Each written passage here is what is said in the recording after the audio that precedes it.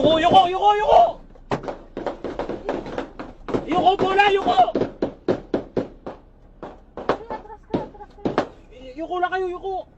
Patay ang dalawang hinihinalang gun for hire matapos ang isang buy-bust operation na humantong sa habulan at barilan sa bayan ng Calauag, Quezon nitong Huwebes ng hapon.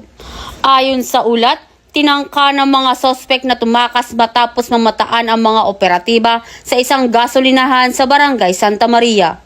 Habang tumatakas patungong Tagkawayan, Quezon, nakaharap nila ang mga pulis sa isang checkpoint sa Barangay Sumilang at agad na nagpaputok.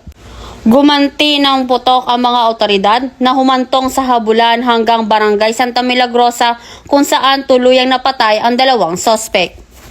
Kinilala ang mga sospek na si alias June, 42 anyos, residente ng Sitio Centro San Andres, Candelaria, Quezon Province, at alias Kenneth na nasa 8 gulang. Ayon pa kay Police Colonel Albercia, Provincial Director ng Quezon PPO, na hindi sila titigil sa kanilang ginagawang operasyon upang matigil ang mga pagpatay sa nasabing probinsya, lalo pa at mayroon pang identified na gun for hire.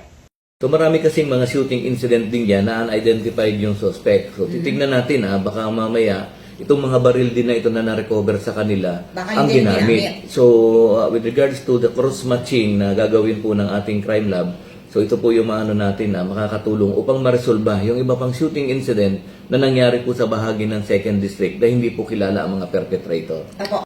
Mula dito sa Calabarzon, ako ang inyong Police News Network Correspondent, Patrolwoman Jessica S. Obrero, alagad ng batas, tagataguyod ng Balitang Pulis.